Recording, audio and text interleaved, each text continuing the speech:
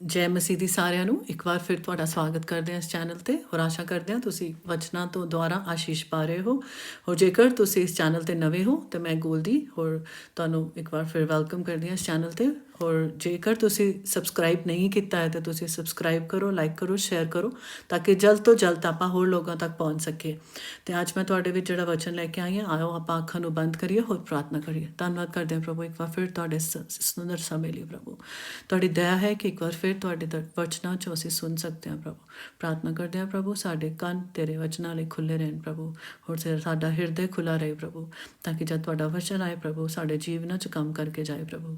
ਕਿਉਂਕਿ ਤੁਹਾਡਾ ਵਚਨ ਜਦੋਂ ਆਉਂਦਾ ਹੈ ਪਰਮੇਸ਼ਵਰ, ਉਹ ਖਾਲੀ ਕਦੇ ਵੀ ਨਹੀਂ ਲੌਟਦਾ ਪ੍ਰਭੂ। ਪ੍ਰਾਰਥਨਾ ਕਰਦੇ ਹਾਂ ਪ੍ਰਭੂ ਤੁਹਾਡਾ ਵਚਨ ਆਏ ਹੋਰ ਸਾਡੇ ਜੀਵਨਾਂ 'ਚ ਜੜ ਪਕੜੇ ਪ੍ਰਭੂ। ਮੈਂ ਨਹੀਂ ਲੇਕਿਨ ਖੁਦਾਵਨ ਮੇਰੇ 'ਚ ਹੋ ਕੇ ਗੱਲਬਾਤ ਕਰੋ ਪ੍ਰਭੂ, ਯਿਸੂ ਦੇ ਨਾਂ 'ਚ ਆਮੇਨ। ਓਕੇ, ਐਕਚੁਅਲੀ ਅੱਜ ਜੋ ਅਸੀਂ ਦੇਖਣ ਜਾ ਰਹੇ ਹਾਂ ਉਹ ਇਹ ਹੈ ਕਿ ਜਿੱਦਾਂ ਬਹੁਤ ਸਾਰੇ ਲੀਡਰਸ, ਬਹੁਤ ਸਾਰੇ ਸੇਵਕ ਜਿਹੜੇ ਸੇਵਾ 'ਚ ਹੈਗੇ ਆ, ਉਹ ਇਸ ਗੱਲ ਨੂੰ ਫੇਸ ਕਰਦੇ ਹੋਣੇ ਜਦੋਂ ਆਪਾਂ ਕਰੈਕਸ਼ਨ ਦਈਏ ਲੋਕਾਂ ਨੂੰ ਤਾਂ ਲੋਕ ਚਿੜ ਜਾਂਦੇ, ਗੁੱਸਾ ਹੋ ਜਾਂਦੇ ਹੈ ਨਾ। ਅਤੇ ਸਿਰਫ ਲੀਡਰ ਹੀ ਨਹੀਂ, ਇਨਫੈਕਟ ਵਿਸ਼ਵਾਸੀ ਵੀ ਕਿਸੇ ਨੂੰ ਕਰੈਕਟ ਕਰ ਸਕਦਾ ਜਿੱਥੇ ਲੋੜ ਹੋਏ। ਪਰ ਮੈਂ ਇਹੀ ਕਹਾਂਗੀ ਜਿੱਥੇ ਤੱਕ ਨਾ ਲੋੜ ਹੋਏ ਉੱਥੇ ਆਪਾਂ ਕਰੈਕਸ਼ਨ ਨਾ ਹੀ ਦਈਏ, ਅਸੀਂ ਪ੍ਰਾਰਥਨਾ 'ਚ ਵੇਟ ਕਰੀਏ। ਅਤੇ ਜੇਕਰ ਸਾਨੂੰ ਲੱਗਦਾ ਹੈ ਕਿ ਕਰੈਕਸ਼ਨ ਹੁਣ ਜ਼ਰੂਰੀ ਹੈ, ਵਚਨ ਦੇ ਅਨੁਸਾਰ ਹੈ, ਜਾਂ ਲੀਡਰਸ ਲੋਕ ਪ੍ਰੀਚਿੰਗ ਦੇ ਦੁਆਰਾ ਕਰੈਕਸ਼ਨ ਦੇ ਰਹੇ, ਉਹ ਜੇ ਪ੍ਰਭੂ ਵੱਲੋਂ ਤਾਂ ਸਾਨੂੰ ਦੇਣੀ ਹੀ ਹੈ ਨਾ, ਉਸਨੂੰ ਰੋਕਣਾ ਨਹੀਂ ਹੈ। ਲੇਕਿਨ ਫਿਰ ਇੱਕ ਵਾਰੀ ਇਹ ਕਹਾਂਗੇ ਜੇ ਪਰਮੇਸ਼ਰ ਵੱਲੋਂ ਨਹੀਂ ਹੈ ਜਾਂ ਹੈ ਵੀ ਤਾਂ ਥੋੜ੍ਹਾ ਜਿੱਥੇ ਤੱਕ ਵੇਟ ਕਰ ਸਕਦੇ ਹਾਂ। ਜਦੋਂ ਆਪਾਂ ਪਰਸਨਲ ਕਰੈਕਸ਼ਨ ਦਿੰਦੇ ਹਾਂ ਉੱਥੇ ਆਪਾਂ ਵੇਟ ਕਰੀਏ, ਠੀਕ ਹੈ। ਲੇਕਿਨ ਅਗਰ ਪਰਮੇਸ਼ਰ ਵੱਲੋਂ ਹੈ ਤਾਂ ਅਸੀਂ ਬੇਝਿਜਕ ਕਹਿ ਦਈਏ, ਤਾਂ ਕਿ ਅਸੀਂ ਉਨ ਚੀਜ਼ਾਂ ਵਾਸਤੇ ਪ੍ਰਭੂ ਨੂੰ ਅਕਾਊਂਟੇਬਲ ਨਾ ਹੋ ਜਾਈਏ। ਕਿਉਂਕਿ ਮੰਨ ਲਓ ਆਪਾਂ ਕਿਸੇ ਦੇ ਜੀਵਨ 'ਚ ਕਰੈਕਸ਼ਨ ਲਿਆਉਣੀ ਹੈ ਹੋਰ ਆਪਾਂ ਉਸ ਤੋਂ ਡਰ ਜਾਈਏ ਕਿ ਨਹੀਂ ਅਸੀਂ ਇੱਦਾਂ ਕਹਾਂਗੇ ਤਾਂ ਸਾਡੀ ਦੋਸਤੀ ਟੁੱਟ ਜਾਏਗੀ ਜਾਂ ਸਾਡੇ ਕਲੀਸਿਆ ਬੰਦਾ ਛੋੜ ਦੇਗਾ। ਅਸੀਂ ਉਹਨਾਂ ਗੱਲਾਂ ਤੋਂ ਡਰਨ ਦੀ ਸਾਨੂੰ ਲੋੜ ਨਹੀਂ ਹੈ, ਕਿਉਂਕਿ ਅਸੀਂ ਪਰਮੇਸ਼ਰ ਦੀ ਸੇਵਾ ਕਰਦੇ ਹਾਂ ਔਰ ਅਸੀਂ ਲੋਕਾਂ ਨੂੰ ਪਲੀਜ਼ ਕਰਨ ਲਈ, ਲੋਕਾਂ ਨੂੰ ਪ੍ਰਸੰਨ ਕਰਨ ਲਈ ਇੱਥੇ ਨਹੀਂ ਆ। ਇਸ ਕਰਕੇ ਮੈਂ ਅੱਜ ਜਿਹੜਾ ਵਚਨ ਤੁਹਾਡੇ 'ਚ ਲੈ ਕੇ ਆਈ ਹਾਂ ਉਹ ਨੀਤੀ ਵਚਨ ਤੋਂ ਹੈ। ਉਸ ਤੋਂ ਪਹਿਲੇ ਮੈਂ ਤੁਹਾਡੇ ਨਾਲ ਥੋੜ੍ਹਾ ਜਿਹਾ ਆਪਣੇ ਐਕਸਪੀਰੀਅੰਸ ਤੋਂ ਵੰਡਣਾ ਚਾਹਾਂਗੀ। ਜਦੋਂ ਮੈਂ ਸੇਵਾ 'ਚ ਆਈ ਤਾਂ ਮੈਨੂੰ ਹਮੇਸ਼ਾ, ਜਦੋਂ ਮੈਂ ਸੇਵਾ 'ਚ ਆ ਗਈ, ਜਿੱਦਾਂ ਮੰਨ ਲਓ ਇਨਫੈਕਟ ਜਦੋਂ ਮੈਂ ਪ੍ਰਭੂ 'ਚ ਆ ਗਈ ਜਦੋਂ, ਤਾਂ ਮੇਰੇ ਅੰਦਰ ਇੱਕ ਪਰਮੇਸ਼ਵਰ ਦਾ ਡਰ ਉਤਪੰਨ ਹੋ ਗਿਆ ਸੀ ਕਿ ਪਰਮੇਸ਼ਵਰ ਹੀ ਸਭ ਕੁਛ ਹੈ ਹੋਰ ਉਹੀ ਸ਼ਾਂਤੀ ਦਿੰਦਾ। ਹੋਰ ਮੈਂ ਉਹਦੇ ਡਰ 'ਚ ਹੀ ਚੱਲਣਾ ਚਾਹ ਰਹੀ ਸੀ ਤਾਂ ਚਲਦੇ ਚਲਦੇ ਚਲਦੇ ਜਦੋਂ ਮੈਂ ਸੇਵਾ 'ਚ ਨਿਕਲ ਗਈ ਹੋਰ ਵਚਨਾਂ ਨੂੰ ਲੈ ਕੇ ਮੇਰਾ ਇੱਕੋ ਹੀ ਕੋਸ਼ਿਸ਼ ਹੁੰਦੀ ਰਹੀ ਅੱਜ ਤੱਕ, ਉਹ ਪ੍ਰਭੂ ਹੀ ਅਕਾਊਂਟੇਬਲ, ਮੈਂ ਪ੍ਰਭੂ ਨੂੰ ਅਕਾਊਂਟੇਬਲ ਹਾਂ ਕਿ ਮੈਂ ਕਿੰਨਾ ਪ੍ਰਭੂ ਨਾਲ ਚੱਲ ਪਾ ਰਹੀ ਹਾਂ।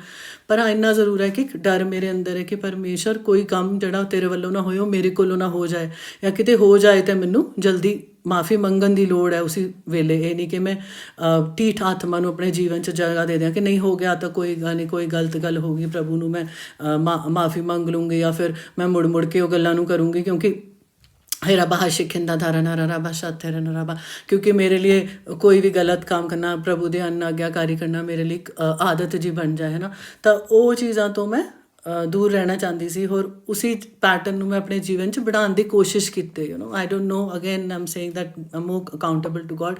ਮੈਂ ਨਹੀਂ ਕਹਿ ਰਹੀ ਕਿ ਮੈਂ ਪਰਫੈਕਟ ਹਾਂ, ਪਰਮੇਸ਼ਵਰ ਅੱਗੇ ਮੈਂ ਅਕਾਊਂਟੇਬਲ ਹਾਂ, ਪਰ ਜਿੱਥੇ ਤੱਕ ਮੇਰੇ ਕੋਲ ਹੋ ਰਿਹਾ ਤਾਂ ਮੈਂ ਉਸੇ ਪ੍ਰਕਾਰ ਨਾਲ ਚੱਲਣ ਦੀ ਕੋਸ਼ਿਸ਼ ਕਰ ਰਹੀ। ਇਸ ਕਾਰਨ ਜਿਹੜੇ ਮੇਰੇ ਜੀਵਨ 'ਚ ਜਦੋਂ ਮੈਨੂੰ ਲੱਗੇ ਕਿ ਆਪਾਂ ਜਿਸ ਟੀਮ ਨਾਲ ਚੱਲ ਰਹੇ ਹਾਂ ਔਰ ਇੱਥੇ ਇਹ ਕੰਮ ਹੋ ਰਿਹਾ ਜਾਂ ਕੋਈ ਗਲਤ ਕੰਮ ਹੋ ਰਿਹਾ ਜਿਹੜਾ ਵਚਨ ਦੇ ਵਿਰੁੱਧ ਆ, ਤਾਂ ਮੈਂ ਲੋਕਾਂ ਨਾਲ ਸ਼ੇਅਰ ਕਰਦੀ ਆਈ ਅਤੇ ਮੈਂ ਬਹੁਤ ਸਾਰੇ ਵੈਰੀ ਖੜੇ ਕਰ ਲਏ ਆਪਣੇ ਸਨਮੁਖ।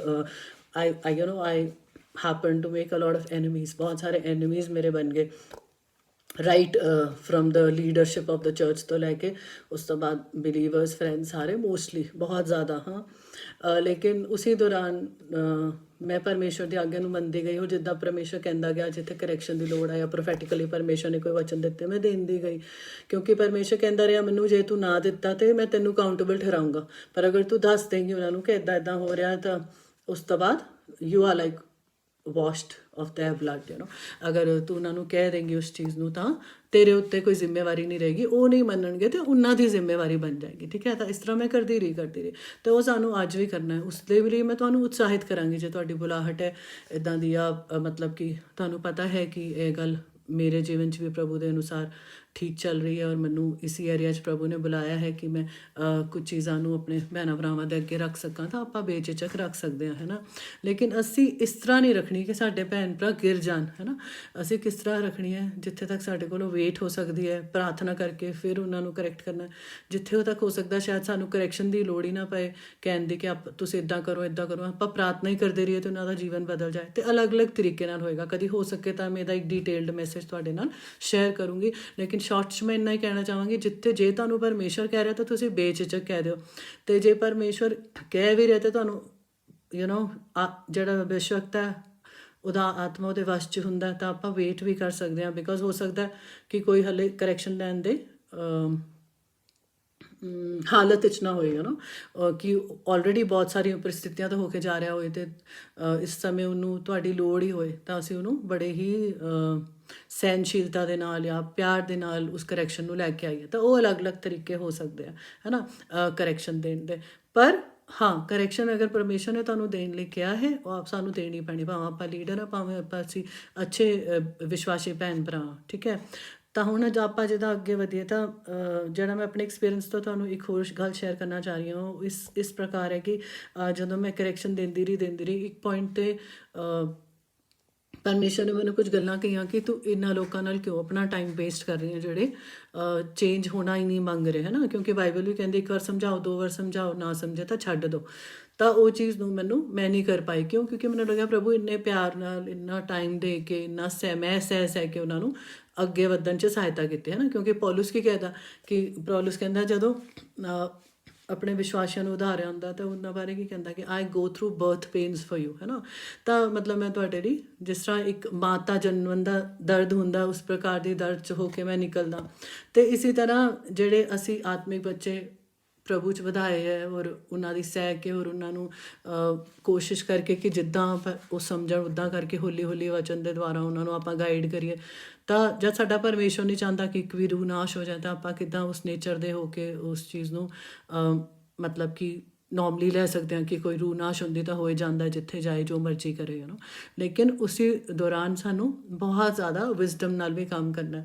ਪਰ ਹਾਂ, ਜਦੋਂ ਮੈਨੂੰ ਪਰਮੇਸ਼ਵਰ ਦੀ 1 ਸਾਲ ਪਹਿਲੇ ਤੋਂ ਮਤਲਬ ਮੈਨੂੰ ਇਨਫੈਕਟ ਨਜਿੰਗ ਆਉਣੀ ਸ਼ੁਰੂ ਹੋਈ, ਹੋਲੀ ਸਪਿਰਿਟ ਨੇ ਮੈਨੂੰ ਕਹਿਣਾ ਸ਼ੁਰੂ ਕੀਤਾ ਹੋਇਆ ਕਿ ਕੋਈ ਜ਼ਰੂਰਤ ਨਹੀਂ ਹੈ ਹੁਣ ਬਹੁਤ ਜ਼ਿਆਦਾ ਇਨ ਚੀਜ਼ਾਂ 'ਚ ਪੈਣ ਦੀ, ਹੈ ਨਾ। ਸਿੰਪਲ ਪ੍ਰਾਰਥਨਾ ਕਰੋ ਜਾਂ ਪ੍ਰਾਰਥਨਾ ਵੀ ਬਹੁਤ ਹੋ ਗਈ ਐਟ ਟਾਈਮਸ, ਉਹ ਵੀ ਤੁਹਾਨੂੰ ਇੱਕ ਲੈਵਲ 'ਤੇ ਪਤਾ ਲੱਗੇਗਾ ਕਿਸ ਤਰ੍ਹਾਂ ਪਰਮੇਸ਼ਰ ਇਹਨਾਂ ਗੱਲਾਂ 'ਚ ਲੀਡ ਕਰਦਾ ਆ।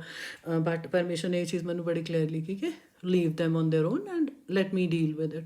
ਪ੍ਰਭੂ ਨੇ ਕਿਹਾ ਕਿ ਮੇਰੇ ਉੱਤੇ ਛੱਡ ਦੇ, ਹੋਰ ਮੈਂ ਆਪੇ ਹੀ ਇਹਨਾਂ ਚੀਜ਼ਾਂ ਨਾਲ ਡੀਲ ਕਰੂੰਗਾ। ਉਸ ਤੋਂ ਬਾਅਦ ਹੁਣੇ ਜਦੋਂ ਮੈਂ ਮੈਸੇਜ ਬਣਾਉਣਾ ਸੀ ਤਾਂ ਪਰਮੇਸ਼ਰ ਨੇ ਮੈਨੂੰ ਇਹ ਵਚਨ ਦਿੱਤਾ, ਨੀਤੀ ਵਚਨ 9:7-9, ਜਿਸ ਤੋਂ ਪਹਿਲੇ ਮੈਂ ਪੜ੍ਹਾਂ ਤਾਂ ਮੈਂ ਇਸ ਚੀਜ਼ ਨੂੰ ਤਾਂ ਆਪਣੇ ਜੀਵਨ 'ਚ ਲਿੱਤਾ ਕਿ ਫਾਇਦਾ ਕੋਈ ਨਹੀਂ ਹੈ ਜੇ ਤੁਸੀਂ ਢੀਠ ਲੋਕਾਂ ਨੂੰ ਸਿਖਾਉਣ ਦੀ ਕੋਸ਼ਿਸ਼ ਕਰੋ ਕਿ ਤੁਹਾਡੀ ਬੇਇੱਜ਼ਤੀ ਕਰਨਗੇ, ਉਹ ਤੁਹਾਨੂੰ ਕੁਝ ਵੀ ਕਹਿ ਦੇਣਗੇ, ਹੈ ਨਾ। ਕਿਉਂਕਿ ਉਹ ਬੇਸ਼ਰਮ ਹੋ ਚੁੱਕੇ ਆ, ਉਹਨਾਂ ਨੂੰ ਕੋਈ ਸ਼ਰਮ ਨਹੀਂ ਹੈ। ਉਹ ਕੀ ਕਹਿੰਦੇ ਜਿੱਦਾਂ ਦੇ ਬਿਕਮ ਸ਼ੇਮਲੈਸ, ਤੇ ਡੋਂਟ ਬੋਦਰ ਕਿ ਕੀ ਮਤਲਬ ਹੈ ਵਚਨ ਦਾ, ਕੀ ਮਤਲਬ ਹੈ, ਜਾਂ ਵਚਨ ਤੋਂ ਸਿੱਖਣ ਦਾ ਕੀ ਮਤਲਬ ਹੈ। ਜਿੱਦਾਂ ਆਪਾਂ ਕਹਿੰਦੇ ਨਾ, ਆਪਾਂ ਬੱਚਿਆਂ ਨੂੰ ਕਿਸ ਤਰ੍ਹਾਂ ਕਹਿ ਦਿੰਦੇ ਹਾਂ, ਕਿਸ ਤਰ੍ਹਾਂ ਕਿ ਤੁਹਾਨੂੰ ਕੋਈ ਸ਼ਰਮ ਨਹੀਂ ਆਉਂਦੀ, ਤੁਸੀਂ ਇੱਦਾਂ ਹੀ ਕਰੀ ਜਾ ਰਹੇ ਹੋ, ਹੈ ਨਾ। ਜਾਂ ਫਿਰ ਅਸੀਂ ਦੂਸਰੇ ਸ਼ਰਮ ਨੂੰ ਆਪਾਂ ਕਿੱਦਾਂ ਹੋਰ ਵਰਡ, ਸ਼ਰਮ ਨਹੀਂ ਆਉਂਦੀ ਨੂੰ ਕਿੱਦਾਂ ਕਹਿੰਦੇ, ਤੁਸੀਂ ਬੇਸ਼ਰਮ ਹੋ ਗਏ, ਤੁਹਾਨੂੰ ਕੋਈ ਸ਼ਰਮ ਨਹੀਂ ਆਉਂਦੀ। ਅਸੀਂ ਇਸ ਤਰ੍ਹਾਂ ਖੁੱਲ੍ਹ ਕੇ ਆਪਣੇ ਬੱਚਿਆਂ ਨੂੰ ਡਾਂਟ ਲਈਦਾ। ਕਿਉਂ ਡਾਂਟ ਲਈਦਾ? ਕਿਉਂਕਿ ਅਸੀਂ ਉਹਨਾਂ ਨੂੰ ਹੌਲੀ ਕਰੈਕਸ਼ਨ 'ਚ ਲਿਆ ਸਕੀਏ ਜਾਂ ਉਹਨਾਂ ਨੂੰ ਇੱਕ ਅੱਛੀ ਤਰੀਕੇ ਨਾਲ ਤਾੜਨਾ ਪਵੇ। ਇਸੇ ਤਰ੍ਹਾਂ ਜਿਹੜੇ ਆਤਮਿਕ ਬੱਚੇ ਹੈ ਉਹਨਾਂ ਦੀ ਰਖਵਾਲੀ ਕਰਨ ਲਈ ਪਰਮੇਸ਼ਰ ਨੇ ਸਾਨੂੰ ਓਵਰਸੀਅਰਸ ਠਹਿਰਾਇਆ, ਉਹਨਾਂ ਦੇ ਉੱਪਰ ਕੇਅਰ ਕਰਨ ਲਈ ਸਾਨੂੰ ਠਹਿਰਾਇਆ। ਅਤੇ ਜਦ ਪਰਮੇਸ਼ਰ ਨੇ ਸਾਨੂੰ ਠਹਿਰਾਇਆ ਹੈ ਰੱਬਾ ਹਾਸਿੰਦਾ ਸ਼ਿਕਿੰਦਾ ਦਾਰਾ ਰੱਬਾ, ਤਾਂ ਸਾਨੂੰ ਉਹਨਾਂ ਨੂੰ ਆਪਾਂ ਕਰੈਕਟ ਕਰ ਸਕਦੇ ਹਾਂ। ਪਰ ਅਗਰ ਉਹ ਨਹੀਂ ਕਰੈਕਸ਼ਨ ਮੰਗ ਰਹੇ ਤਾਂ ਸਾਨੂੰ ਉਹਨਾਂ ਨੂੰ ਛੋੜਨ ਦੀ ਲੋੜ ਹੈ ਵਚਨ ਦੇ ਅਨੁਸਾਰ। ਮੈਂ ਤੁਹਾਡੇ ਲਈ ਵਚਨ ਨੂੰ ਪੜ੍ਹ ਦਿੰਦੀ ਹਾਂ, ਤੁਸੀਂ ਹੋਰ ਮਨਨ ਕਰ ਸਕਦੇ ਹੋ ਉਸ ਦੇ ਉੱਪਰ। ਮਖੌਲੀਆਂ ਨੂੰ ਤਾੜਨ ਵਾਲਾ ਆਪਣੇ ਲਈ ਬੇਪੱਤੀ ਕਮਾਉਂਦਾ ਹੈ, ਠੀਕ ਹੈ, ਅਤੇ ਦੁਸ਼ਟ ਨੂੰ ਡਾਂਟਣ ਵਾਲੇ ਨੂੰ ਧੱਬਾ ਲੱਗਦਾ ਹੈ। ਮਖੌਲੀਆਂ ਨੂੰ ਨਾ ਤਾੜ, ਕਿਤੇ ਉਹ ਤੇਰੇ ਵੈਰੀ ਨਾ ਬਣ ਜਾਣ। ਬੁੱਧਵਾਨਾਂ ਨੂੰ ਤਾੜ ਤਾਂ ਉਹ ਤੇਰੇ ਨਾਲ ਪ੍ਰੇਮ ਰੱਖੇਗਾ। ਬੁੱਧਵਾਨ ਨੂੰ ਸਿੱਖਿਆ ਦੇ, ਉਹ just a second, थोड़ा सा because just a moment actually, let me just increase the font. just bear up with me, थोड़ा जिहा रुकना. Okay.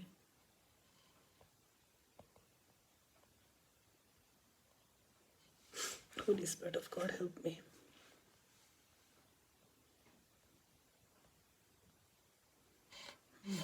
ਬੁੱਧਵਾਨਾਂ ਨੂੰ ਤਾੜ ਤਾਂ ਉਹ ਤੇਰੇ ਨਾਲ ਪ੍ਰੇਮ ਰੱਖੇਗਾ. ਬੁੱਧਵਾਨ ਨੂੰ ਸਿੱਖਿਆ ਦੇ, ਉਹ ਹੋਰ ਬੁੱਧਵਾਨ ਹੋਵੇਗਾ. ਧਰਮੀ ਨੂੰ ਸਿਖਾ, ਉਹ ਵਿਦਿਆ ਵਿੱਚ ਵੱਧ ਜਾਏਗਾ. Amen. So God bless you all. ਆਸ਼ਾ ਕਰਦੇ ਹਾਂ ਤੁਸੀਂ ਵਚਨ ਤੋਂ ਸਿੱਖਿਆ ਔਰ ਆਪਣੇ ਜੀਵਨ 'ਚ ਉਤਾਰੋਗੇ, ਖਾਸ ਕਰਕੇ ਜਿਨ੍ਹਾਂ ਨੂੰ ਕਰੈਕਸ਼ਨ ਲਈ ਪਰਮੇਸ਼ਰ ਖਾਸ ਕਰਕੇ ਅਥਾਰਟੀ 'ਚ ਖੜਾ ਕਰਦਾ. ਉਸ ਤੋਂ ਇਲਾਵਾ ਜੇ ਵਿਸ਼ਵਾਸੀ ਭੈਣ ਭਰਾ ਨੂੰ ਪ੍ਰਭੂ ਅਲਾਓ ਕਰਦਾ ਕਿ ਇਸ ਭੈਣ ਭਰਾ ਨੂੰ ਇਸ ਚੀਜ਼ ਨੂੰ ਥੋੜ੍ਹਾ ਦੱਸ ਕੇ ਆ, ਕਿਉਂਕਿ ਜਿਹੜੇ ਪ੍ਰੇਅਰ 'ਚ ਬੈਠਦੇ ਡੀਪਲੀ ਉਹਨਾਂ ਨੂੰ ਵੀ ਪਰਮੇਸ਼ਰ ਕਹੇਗਾ ਕਿ ਇਹ ਚੀਜ਼ ਇੱਦਾਂ ਹੋ ਰਹੀ ਹੈ. ਕਿਉਂ ਆਪਾਂ ਕਰੈਕਸ਼ਨ ਲਿਆਣੀ? ਅਸੀਂ ਇਸ ਤਰ੍ਹਾਂ ਕਰੈਕਸ਼ਨ ਨਹੀਂ ਲਿਆਣੀ. ਮੈਂ ਇੱਕ ਵਾਰੀ ਫਿਰ ਤੁਹਾਨੂੰ ਇਹ ਗਾਈਡ ਕਰਨਾ ਚਾਹਾਂਗੀ. ਇਸ ਤਰ੍ਹਾਂ ਕਰੈਕਸ਼ਨ ਨਹੀਂ ਲਿਆਣੀ ਕਿ ਉਹਨਾਂ ਨੂੰ ਲੱਗੇ ਮੈਂ ਹੁਣ ਜਦੋਂ ਤੁਹਾਡੇ ਜੀਵਨ 'ਚ ਕਰੈਕਸ਼ਨ ਲਾਵਾਂ ਤਾਂ ਮੈਂ ਸੋਚਾਂ ਮੈਂ ਬਹੁਤ ਜਾਣਦੇ ਹਾਂ ਔਰ ਇਹ ਕੁਝ ਨਹੀਂ ਜਾਣਦਾ. ਇੱਦਾਂ ਕਰੈਕਸ਼ਨ ਨਹੀਂ ਲਿਆਣੀ. ਆਪਾਂ ਕਰੈਕਸ਼ਨ ਲਿਆਣੀ ਹੈ ਪ੍ਰਭੂ ਦੇ ਬੈਜ ਤਾਂ ਕਿ ਸਾਡਾ ਭੈਣ ਭਰਾ ਗਿਰ ਨਾ ਜਾਏ, ਹੈ ਨਾ. ਲੇਕਿਨ ਇਸ ਤਰ੍ਹਾਂ ਨਹੀਂ ਕਰਨਾ ਕਿ ਕਿਸੇ ਹੋਰ ਨੂੰ ਆਪਾਂ ਗਿਰਾ ਹੀ ਦਈਏ, ਹੈ ਨਾ. ਇਹ ਬਹੁਤ ਜ਼ਿਆਦਾ ਜ਼ਰੂਰੀ ਹੈ. ਤਾਂ ਮੈਂ ਵਿਸ਼ਵਾਸ ਕਰਦੀ ਹਾਂ ਆਪਾਂ ਸਾਰੇ ਇਹਨਾਂ ਗੱਲਾਂ 'ਚ ਵੱਧਦੇ ਰਹਾਂਗੇ. ਆਓ ਆਪਾਂ ਪ੍ਰਾਰਥਨਾ ਕਰੀਏ. ਧੰਨਵਾਦ ਕਰਦੇ ਹਾਂ ਪ੍ਰਭੂ, ਇੱਕ ਵਾਰ ਫਿਰ ਤੋਂ ਸਾਡੇ ਨਾਲ ਗੱਲਬਾਤ ਕੀਤੀ. ਪ੍ਰਭੂ ਪ੍ਰਾਰਥਨਾ ਕਰਦੇ ਹਾਂ ਇਹ ਵਚਨ ਸਾਡੇ ਜੀਵਨਾਂ 'ਚ ਜਿੱਦਾਂ ਜੜ ਪਕੜ ਰਿਹਾ ਪ੍ਰਭੂ ਫਲਵੰਤ ਹੋ ਸਕੇ. ਔਰ ਪਰਮੇਸ਼ਰ ਅਸੀਂ ਤੇਰੀ ਗਾਈਡੈਂਸ ਔਰ ਤੇਰੀ ਵਿਜ਼ਡਮ ਦੇ ਅਨੁਸਾਰ ਕਰੀਏ ਜੋ ਵੀ ਤੂੰ ਚਾਹੁੰਦਾ ਪ੍ਰਭੂ. ਜੋ ਤੇਰੇ ਵੱਲੋਂ ਨਹੀਂ ਹੈ ਉਹ ਆਪਾਂ ਨਾ ਕਰਨ ਪਾਈਏ ਪ੍ਰਭੂ. ਸਭ ਤੇ ਤੇਰੇ ਹੱਥਾਂ 'ਚ ਸੌਂਪ ਦਿੰਦੇ ਆ ਪ੍ਰਭੂ. ਪ੍ਰਾਰਥਨਾ ਕਰਦੇ ਆ ਤੇਰਾ ਹੱਥ ਸਾਡੇ ਸਾਰਿਆਂ 'ਤੇ ਹੋਏ ਪ੍ਰਭੂ. ਇੱਕ ਵਾਰ ਸਾਰਾ ਆਦਰ ਮਹਿਮਾ ਫਿਰ ਤੁਹਾਨੂੰ ਹੀ ਦਿੰਦੇ ਆ ਪ੍ਰਭੂ, ਯਿਸੂ ਮਸੀਹ ਦੇ ਨਾਮ 'ਚ. Amen. Thank you so much. God bless you all.